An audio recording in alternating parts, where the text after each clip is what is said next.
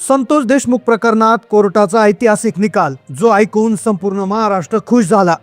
बीडच्या मस्साजोगचे सरपंच संतोष देशमुख यांच्या दुर्दैवी प्रकरणात कोर्टाने घेतला असा निर्णय की ज्यामुळे आरोपी रडू लागला।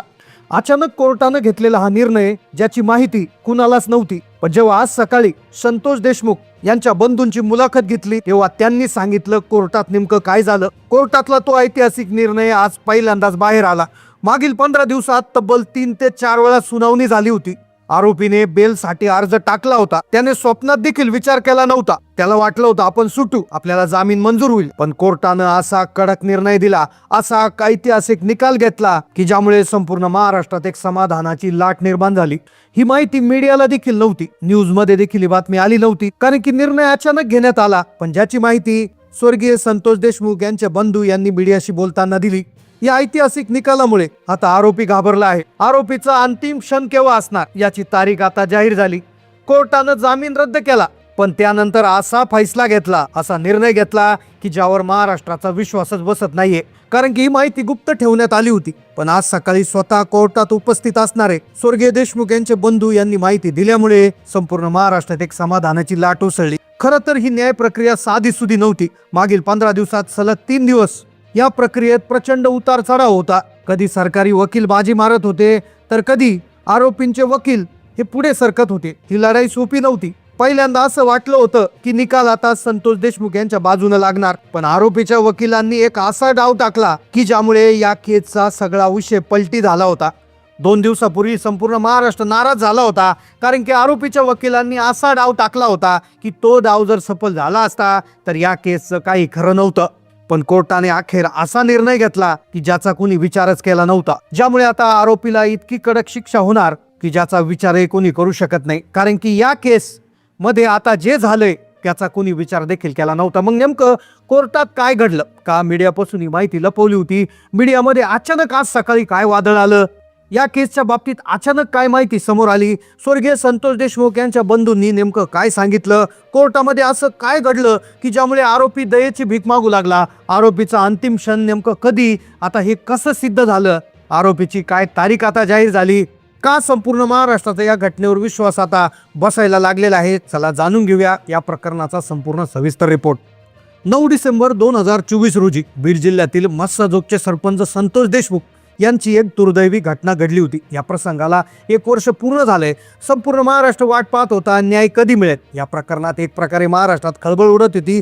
लोकांच्या मनात अनेक शंका होत्या। न्याय व्यवस्था अतिशय स्लो गतीनं, अतिशय कमी वेगानं सुरू आहे असं लोकांना वाटत होतं। पण मागील 15 दिवसामध्ये याच्यात अशा घडामोडी घडल्या की ज्यामुळे या केसचं सगळं चित्र समोर आलं, वास्तव समोर आलं। अखेर न्याय व्यवस्थेने आपला खरा चेहरा दाखवला आणि अखेर न्याय व्यवस्था ही खरी असते। न्याय व्यवस्थेवर लोकांचा आता विश्वास बसण्याला एक निर्णय न्याय व्यवस्थेने घेतला।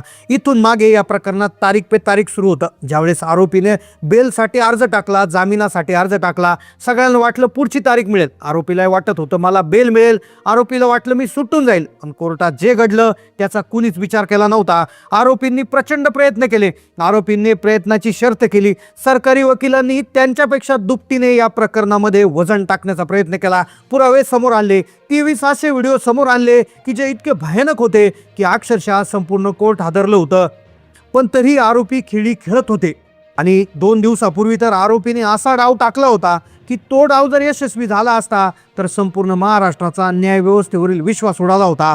तो डाव होता विशेष सरकारी वकील उज्ज्वल निकम यांना या प्रक्रियेतून हटवा, उज्ज्वल निकम यांना त्या ठिकाणी ठेवू नका, अशा प्रकारचा अर्ज आरोपींनी केला होता। मग अर्ज का केला याच्या मागचं कारण होतं की उज्ज्वल निकम हे राजकारणाशी संबंधित आहे आणि त्यामुळे या प्रकरणात ते आम्हाला त्या ठिकाणी सरकारी वकील म्हणून नको आहे। तर अशा प्रकारचा अर्ज त्या ठिकाणी आरोपींच्या वतीनं करण्यात आला होता। आता या अर्जावर काय सुनावणी होती, हे प्रकरण सुरू असतानाच महाराष्ट्रामध्ये एकीकडे चर्चा सुरू झाली होती की आता आरोपी निर्दोष सुटणार, कारण की उज्ज्वल निकम हे जर त्या ठिकाणी या प्रक्रियेतून गेले असते तर कदाचित या प्रक्रियेच्या अजून न्याय व्यवस्थेला वेळ लागला असता, अजून हे झालं असतं। त्यामुळे सगळ्या लोकांचं लक्ष लागलं होतं। पण काल अचानक जे घडलं त्याचा कुणीच विचार केला नव्हता। अखेर कोर्टामध्ये जो खटला सुरू होता त्याची एक निर्णायक बाजू आली होती. एक असा टप्पा होता जो अतिशय महत्त्वाचा टप्पा या केसच्या संदर्भातला होता. कारण की त्या केसची आरोप निश्चिती होणार होती. आरोप निश्चिती होणं म्हणजे या प्रकारचं जे अतिशय महत्त्वाची गोष्ट असते कुठल्याही केसमधली ती म्हणजे आरोप निश्चित होणं. आणि आरोप निश्चित होणं बाकी राहिलं होतं. आणि त्याच याला विलंब व्हावा म्हणून या एका आरोपीने त्या ठिकाणी बेशुद्ध देखील पडल्याचं नाटक केलं अशा देखील खबरा आल्या होत्या. त्याचबरोबर उज्ज्वल निकम यांना त्या ठिकाणी याच्यातून बाहेर करा अशा प्रकारचा अर्ज त्यांच्या माध्यमातून दिला होता. अशा प्रकारचे त्यांचे डाव टाकणं सुरू होतं. पण अखेर सगळे डाव फोल ठरले. कोर्टाने जो निर्णय दिला ज्याची माहिती अखेर कोणालाच नव्हती पण अखेर स्वर्गीय संतोष देशमुख यांच्या बंधूंनी अचानक आज मुलाखत दिली आणि त्या मुलाखतीमध्ये त्यांनी कोर्टाचा तो ऐतिहासिक निर्णय सांगितला. मग काय झाला होता तो निर्णय, कोर्टामध्ये नेमकं काय झालं, का संपूर्ण महाराष्ट्र खुश झाला, का ही माहिती गुपितपणे दाबून ठेवली होती, का हा निर्णय सांगितला जात नव्हता, कोणता असा हा कठोर निर्णय आहे, काय आरोपीला त्या ठिकाणी शिक्षा होणार, आरोपीचा अंत जवळ आला असं आता का म्हटलं जात आहे, आरोपी आणि सह आरोपींवर कुठली शिक्षा होणार, सगळी सविस्तर माहिती आपण घेतोय. पहा, मुंबई उच्च न्यायालयाच्या छत्रपती संभाजीनगर खंडपीठामध्ये जामिनासाठी अर्ज काही दिवसापूर्वी कराडनं केला होता.